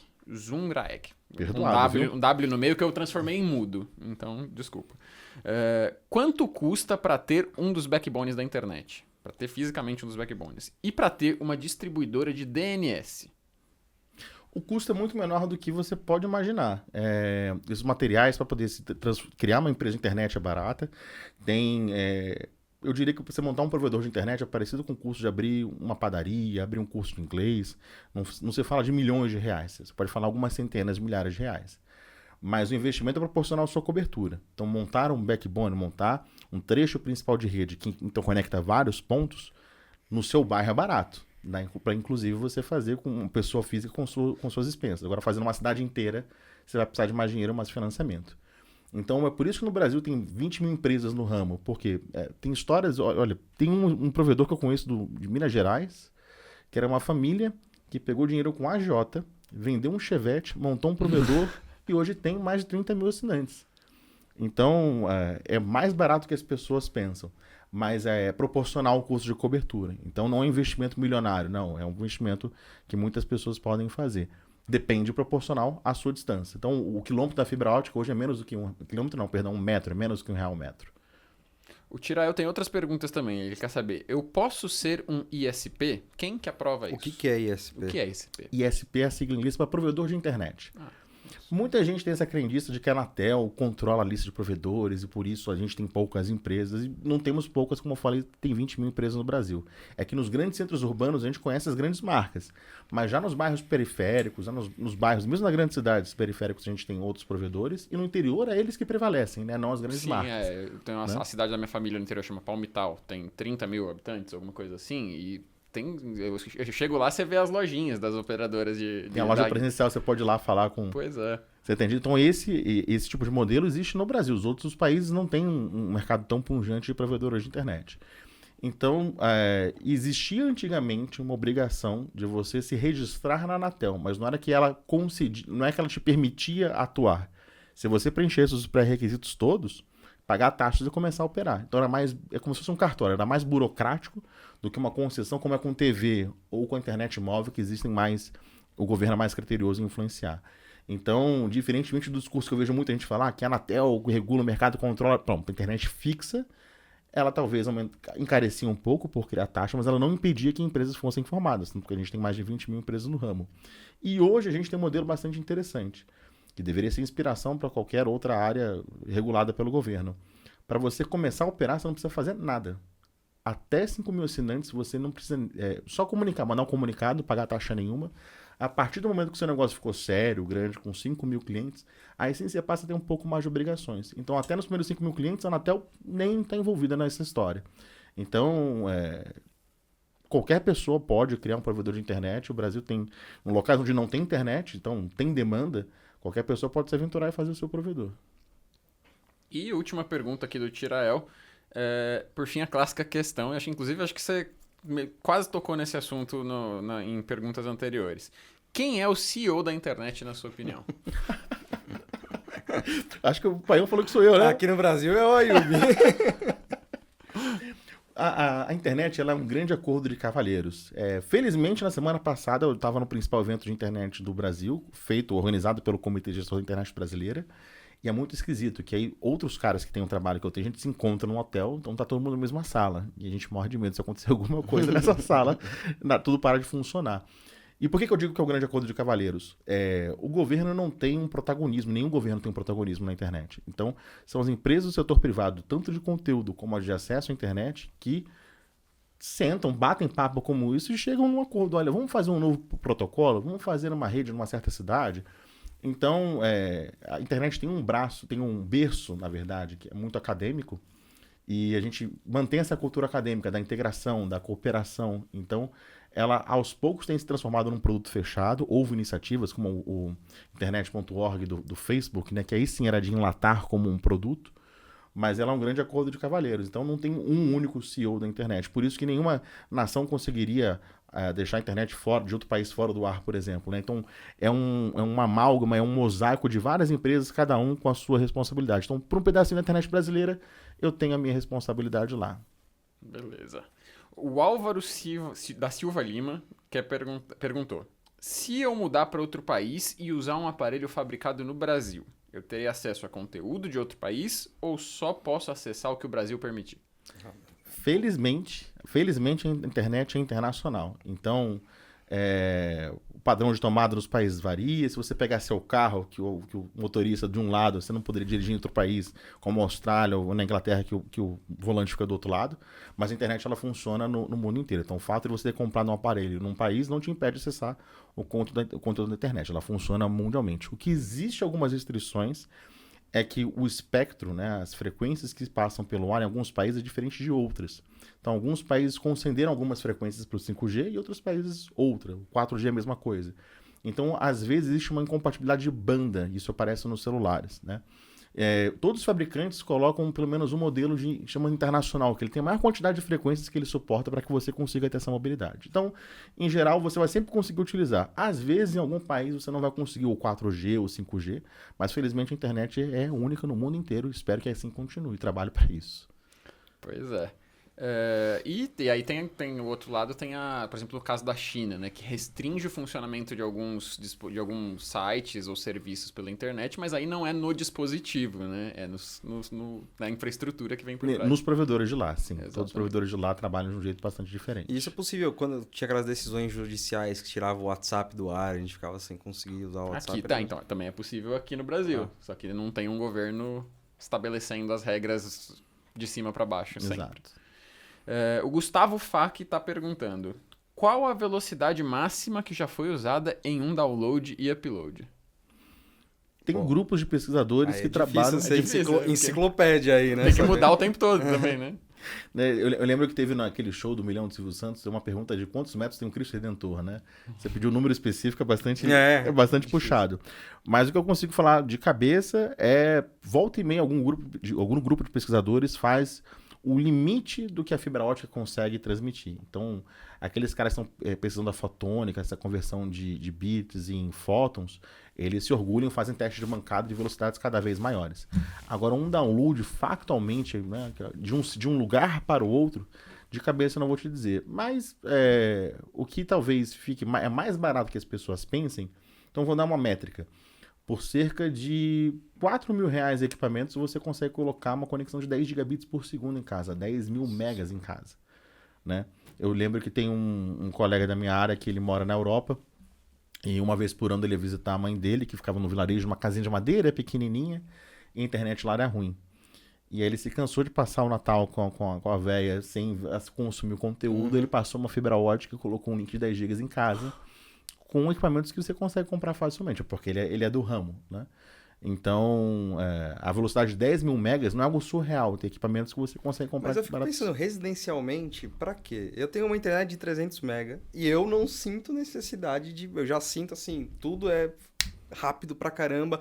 Se eu precisar baixar alguma coisa, baixa rápido pra caramba. 10 então, mas gigas? aí eu fico pensando, né? Tipo, beleza, a gente trabalha com vídeos em Full HD, geralmente, na maioria dos nossos vídeos. A gente fica pensando, se eu quisesse escalar pra 4K, já fica um pouco mais puxado. Assim, se eu quisesse escalar pra 8K... Não, então, profissional eu entendo, profissionalmente. Mas residencial... Mas residencial, eu não sei... Pô, aqui no trabalho, pra gente conseguir, seria sensacional. Seria maravilhoso. Mas, né? O pessoal da técnica aqui feliz, querendo 10 GB. Aí, infra, 10 GB, hein? Mas é bom a gente falar desse tema. A gente tem no Brasil, eu vejo que o nosso mercado está indo por um caminho ruim, né? As pessoas pressionam os provedores para cada vez mais velocidade. Essa velocidade não faz diferença na vida delas, como não faz a do paião. Eu conheci um provedor que ele fez, no início das altas velocidades, né? Quando tinha os primeiros planos de 100 mega, ele fez um teste. O menor plano dele era de 6 megabits por segundo e o maior era de 20.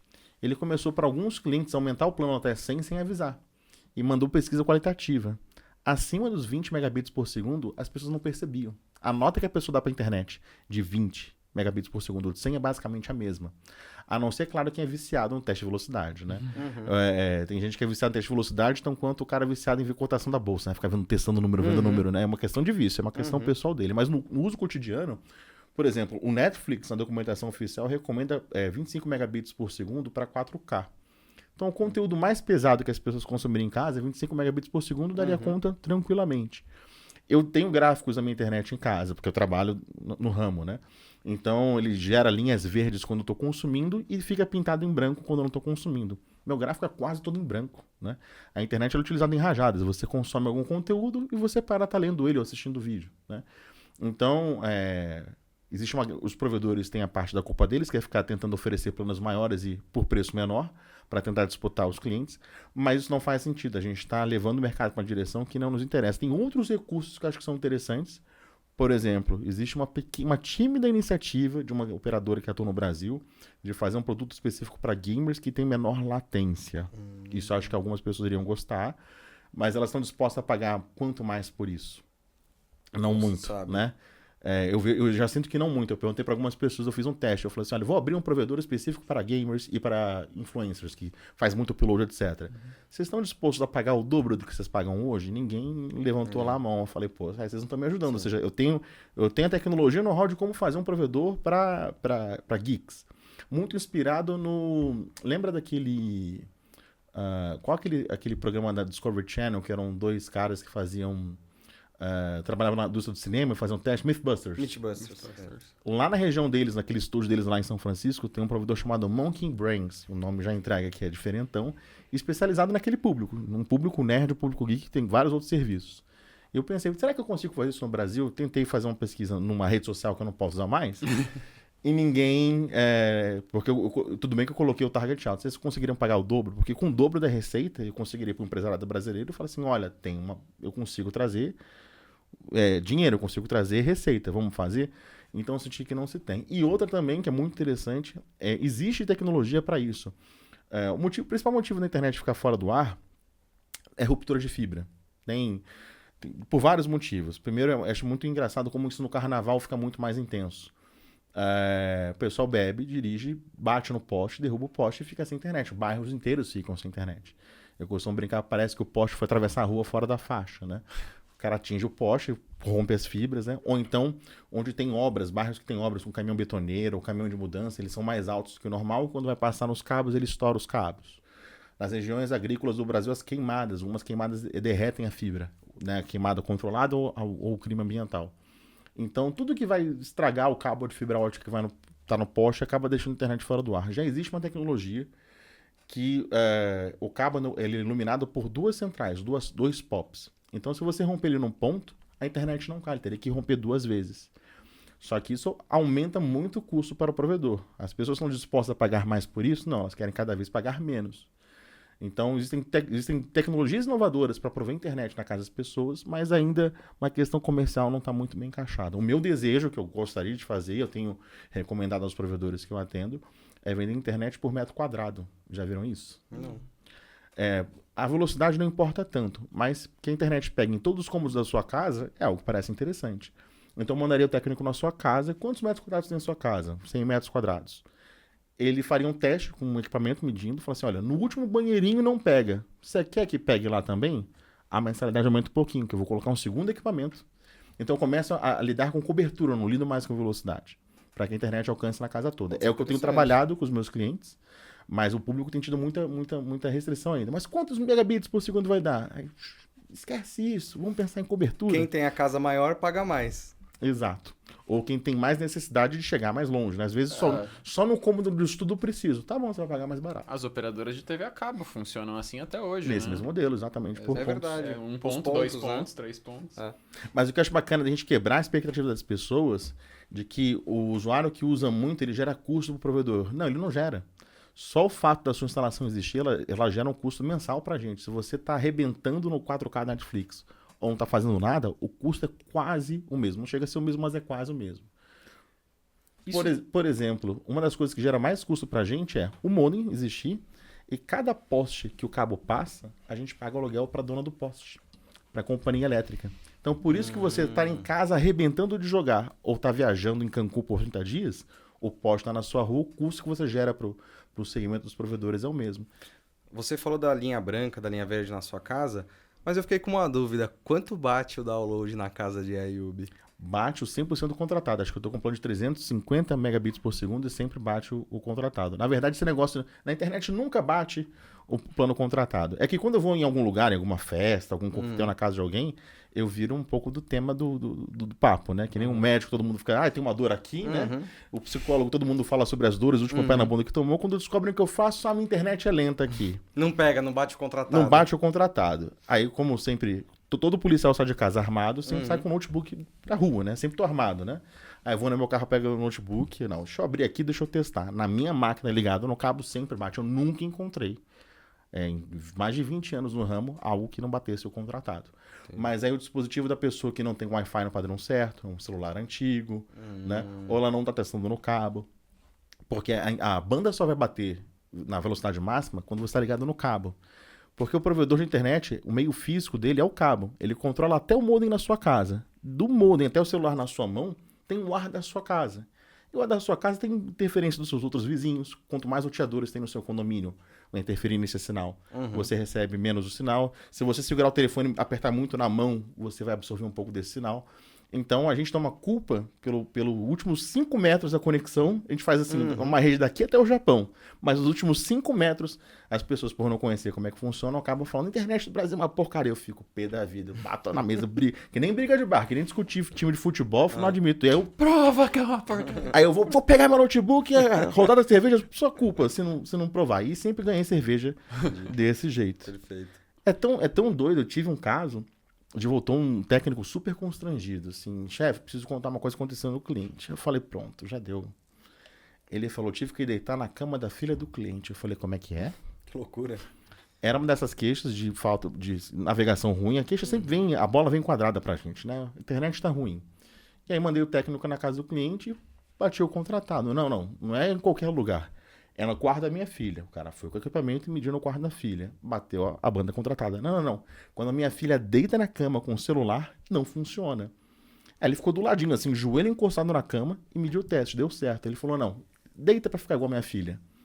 O senhor tem certeza? Tenho. Quando o técnico deitou e virou, né, inclinou, o celular tava assim, né? Quando você inclina assim, você muda o eixo. Não pegava o sinal. Ele, realmente, o senhor tem razão. Esse telefone, nessa posição, com esse roteador Wi-Fi, né, aqui onde o rosto dela segurado deitado, não pegava. A gente mudou o modem de local para poder pegar.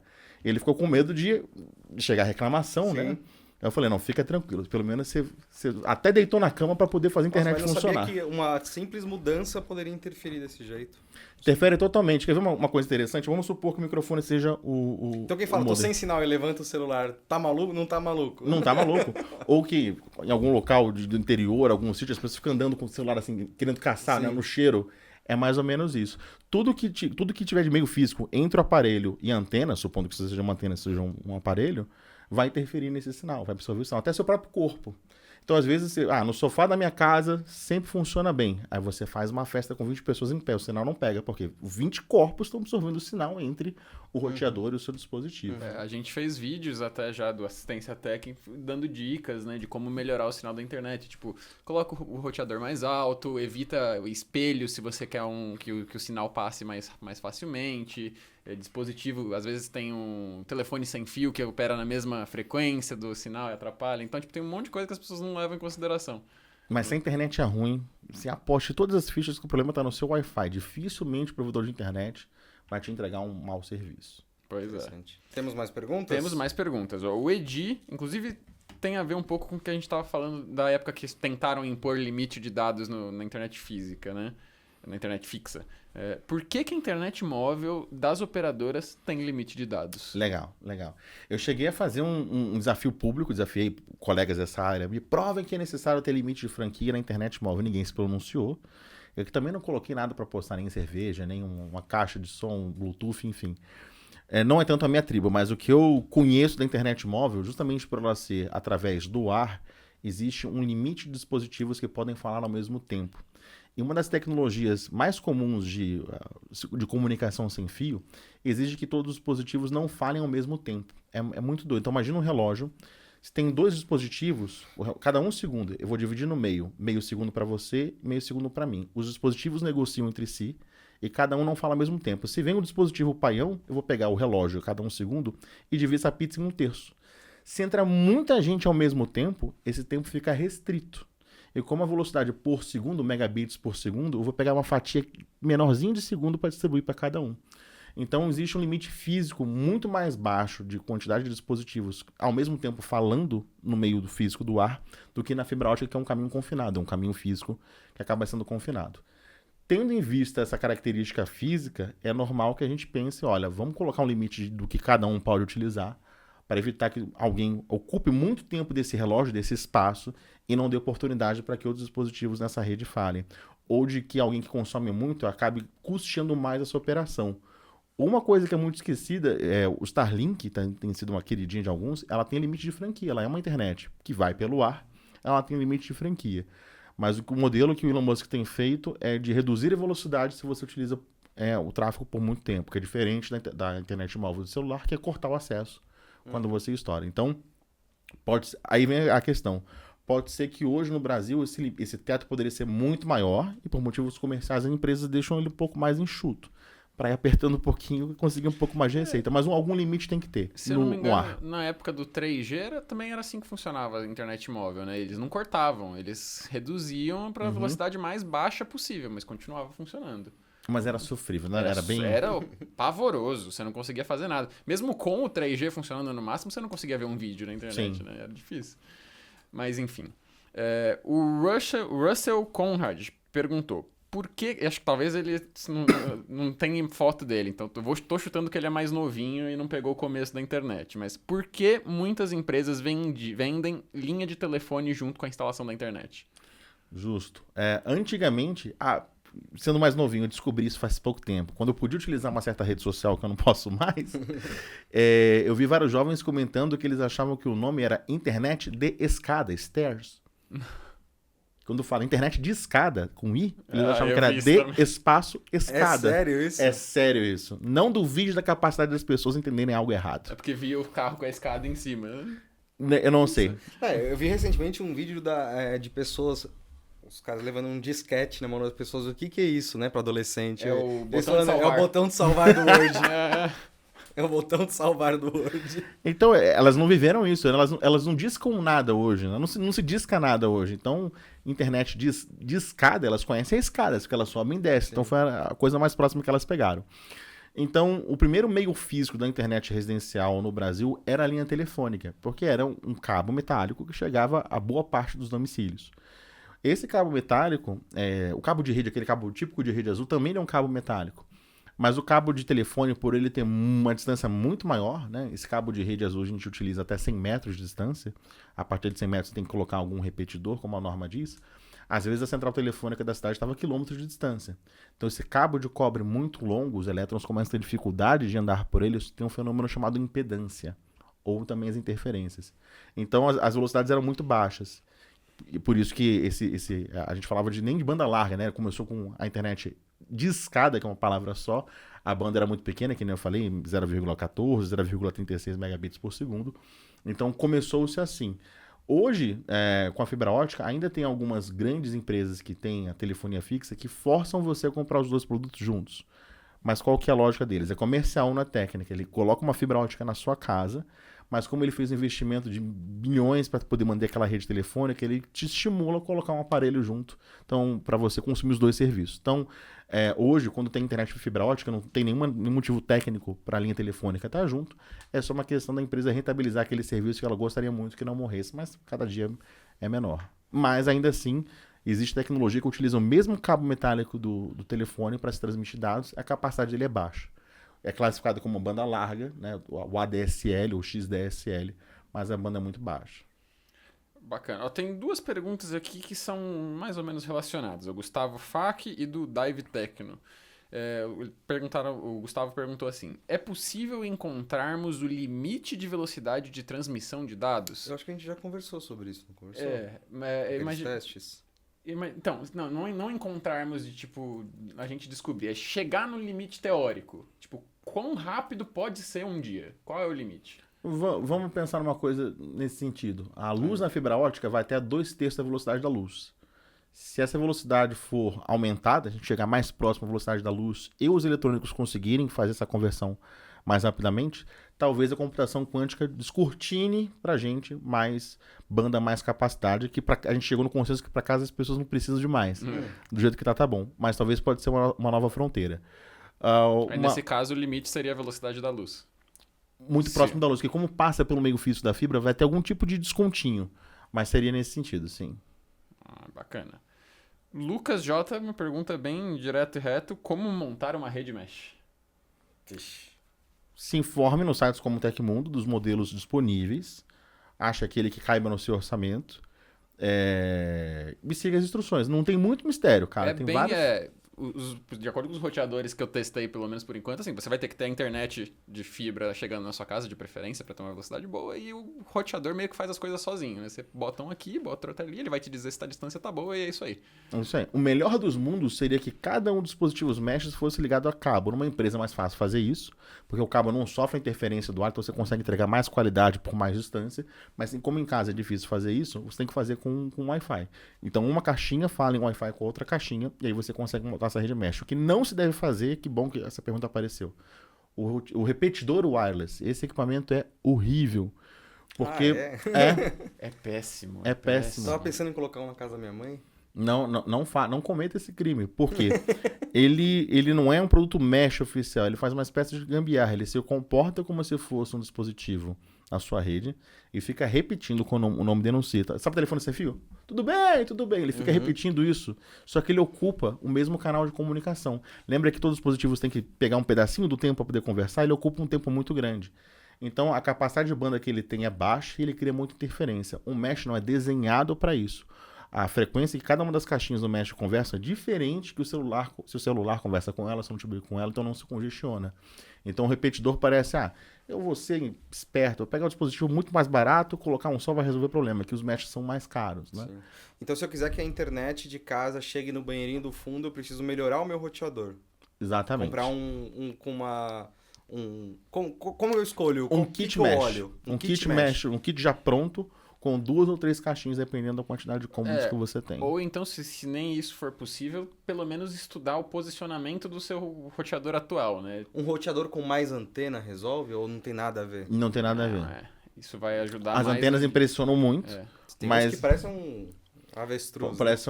Porque o marketing descobriu que as pessoas deduzem que mais antenas vai ter mais qualidade. Mas tem equipamentos que tem antena nenhuma visível, que são mais potentes, mais estáveis do que esses que tem as antenas. A maioria dos roteadores Mesh são um cilindrinho, que nem antena visível tem também. Caramba.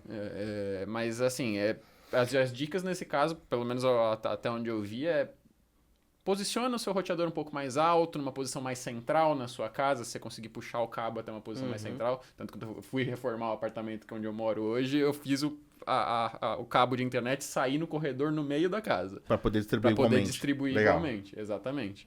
Então, evita equipamentos metálicos próximo, evita micro-ondas no caminho ali atrapalhando a passagem da rede, evita espelhos muito grandes. Esse tipo de coisa que atrapalha fisicamente a passagem do sinal, né? E não tem vergonha do roteador, que tem gente que o técnico vai na casa, não quero ver, esconde num armário. Aí você tampa o sinal, né? Então tem que estar num local estratégico da casa, onde vai atingir mais dispositivos. Entendi. Para iPhone não existe, mas para Android existem vários aplicativos que você pode medir a qualidade do sinal e você pode andar em casa como se fosse um radar, que ele vai ficar verde quando o sinal tá bom, quando você der aquele passo onde está começando a ficar fraco o sinal, ele vai ficar amarelo, vai ficar vermelho. Você consegue mapear na sua casa como está a qualidade do sinal. Isso, o nome técnico disso é Site Survey, você pesquisar o sinal pela sua casa. Inclusive, eu testei agora, ontem eu estava terminando de testar, gravando em casa, o Mesh novo da Huawei, né? E ele faz, como parte do processo de configuração, um mapa de calor. Você desenha um mapinha da sua casa lá e você fala, o primeiro roteador tá aqui. E aí ele te faz andar de cômodo em cômodo testando o sinal e ele diz, aqui tá melhor, ali tá pior. Coloca o segundo aqui. Aí ele te sugere. Ele sugere onde colocar a segunda torre. Que é o que um técnico faria, né? O que alguém da minha tribo faria. Que legal. Muito legal, muito interessante. Vamos lá, mais perguntas, não acaba aqui, tem muita. Aqui tem mais 2. Marcelo Abdali, qual a diferença entre internet e Deep Web? Para quem está desse lado do balcão, é tudo a mesma coisa. Tudo são endereços IPs, a internet é uma coisa só. A diferença é como esses dados são organizados. Alguns conteúdos não estão tão facilmente acessíveis, principalmente por sites de buscas ou catálogos. E aí se chama isso de Deep Web. Mas a internet continua sendo a mesma. Não é que existe um local diferente, equipamento diferente. É basicamente qualquer tipo de conteúdo que nos sites comuns de busca ou nas redes sociais a gente não acha com tanta facilidade. Aquilo que é mais popular. É como se fosse, talvez, algumas cidades aquele bar mais exclusivo, mais escondido, que não tem fachada. Continua sendo uma rua pública, continua sendo uma cidade.